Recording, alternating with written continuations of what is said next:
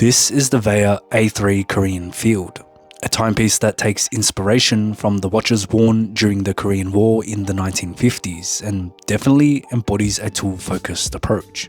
Field watches in general have an appealing ruggedness about them, and this one is no different. It invites wear, and wearing this watch has reminded me of how well a smaller watch fits on my wrist, and I think its size is appropriate for the theme of the timepiece. Its size won't be for everyone, but its size is also one of the main draw points for me, and it also has some details in its construction and rubber strap that I like, and I'll explore them in this review. The watch is coming in with a case diameter of 36mm, a lug-to-lug of 43mm, and lug width of 20mm. It has a thickness of 11.4mm with a slightly single-domed sapphire crystal, 100 meters of water resistance with a screw-down crown, and 42 hours of power reserve from its Miyota 9039 movement. Looking at the dial, we get a very clean-cut, no-nonsense layout. It provides all the information you need to tell the time or to track the seconds and minutes quickly, and its simple look looks good in the process. We get numerals for the hours with a minute track behind them, along with a 5-interval scale that borders both elements and is rather useful for quick glances. The hands have your typical field watch structure to them, slender syringe-like hours and minutes with a pointed seconds hand, and they follow a cohesive design with the dial markings. They're brushed and filled with old radium superluminova, giving off a faux patina that matches the numerals and lume plots, and the seconds hand is painted white to match the white minute track and text on the dial. This incorporation of faux patina and white print works together quite well and balances each other nicely. The numerals and hands add a warmth and vintage aesthetic to the watch, while the white elements add a crispiness to the dial and works to tone down the faux patina so it isn't overpowering against the matte black backdrop. This black base is the perfect canvas for all of those dial details to come through, providing a great amount of contrast for legibility, and its matte finish and dark tone keep it under the radar with a focus on function. Now, there is a line of text that you won't see too often on many timepieces, and that's American Assembly. This can be a little confusing for some, and it doesn't mean it's an American-made watch, but it is what it says, assembled in America. So Vaer do have a level of control when it comes to putting everything together, ensuring the watch meets their standards. While it's not American-made, I can applaud what they're trying to achieve here, as not many manufacturers would even bother with it, and I really hope to see them continue to move forward with their American watchmaking aspirations.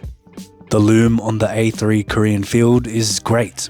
All hands and numerals are loomed, along with lume plots at each hour for full coverage, and they have 25 layers of grade A superluminova applied, which means the lume will perform well. It doesn't take much to get it going, and it emits a bright glow that is sure to maintain legibility in the dark. Lume isn't the be-all and end-all for me, but if you're a fan of lume, this one will not disappoint. The case is my favorite part about this watch. First off, the 36mm size and lug-to-lug of 43mm works wonders on my 6.5-inch wrist, and honestly, makes any strap wear well because of how compact it is. Watches with a longer lug-to-lug can sometimes present issues of straps starting near the edge of the wrist, but here, the watch leaves more than enough real estate for straps to fill out the wrist, and the 36mm sizing just feels right at home on a military field watch. The architecture and design of the case is another aspect I'm a fan of. It's no doubt a simple silhouette, but there are some details here that make me appreciate the watch a lot more. It has a rounded shape to it that gives the A3 Korean Field a softer appearance, and the lugs are rather thin, creating an elegant and sleek sensation when looking at the watch. These slender lugs also make the watch feel a lot more proportionate in my opinion, as its 20mm lug width doesn't look wide at all on its 36mm case, and they also allow for a more dramatic sweep that enhances the curvature of the watch head. The watch is predominantly brushed. in line with the rugged nature of the timepiece, but does have some small additions of polishing in the form of bevels on the lugs and edge of the bezel. These polished sections not only look great, but they also break up the lines of the case, further emphasizing that rounded construction, and I think they're a fantastic addition that adds interest to the watch.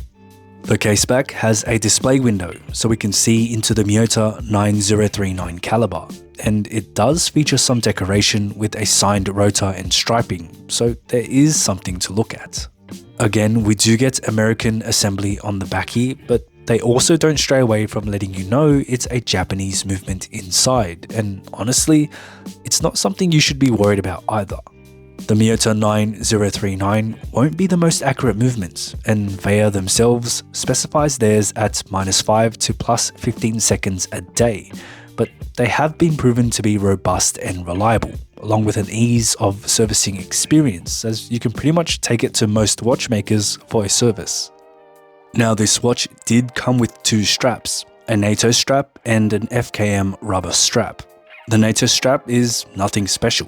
It feels nice and solid and pairs well with the watch, but it's ultimately similar to most NATO straps out there, and there's nothing special that sets itself apart from the others. The watch is a field watch, and field watches do tend to look great on NATO straps, giving them a more outdoor and rugged look, but I personally prefer the rubber strap that it also came with. This rubber strap is black, so it pairs well with the dial, and it has a lot more to get excited about than the NATO strap. It has quick release spring bars for easy strap changes, and has this fine bumpy texture that makes it grippy to touch, but also gives it an almost fabric-like appearance. Near the lugs, the strap has some very slight bolstering and has an angled structure that really helps with wearability and comfort on the wrist.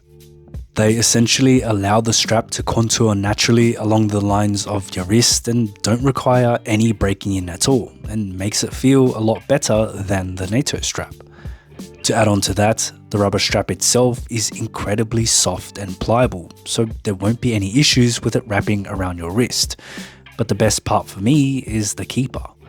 Generally, with my 6.5-inch wrist, I sometimes run into issues with straps having too much excess material, and when I tuck it into the keepers, it still tends to poke out and look a little untidy.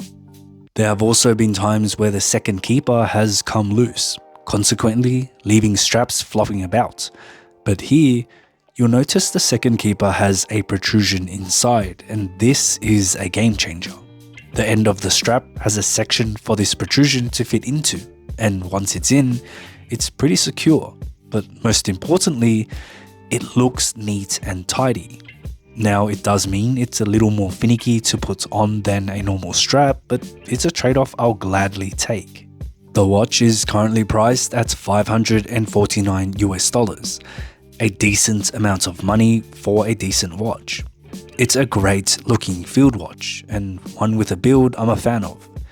It has specs that make it able to withstand most daily activities, enough water resistance for a majority of water ventures, and a rugged construction and robust movement that can take a beating. The size isn't for everyone, but it's appropriate and works well, and while the NATO strap is just okay, the rubber strap is something I found surprisingly good.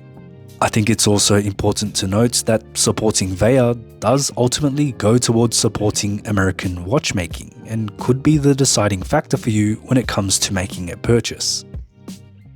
Let me know your thoughts on this A3 Korean field, and let me know your thoughts on American watchmaking in general. Thank you for watching the video. If you liked it, give it a thumbs up and consider subscribing for more watch content. I'll see you in the next one.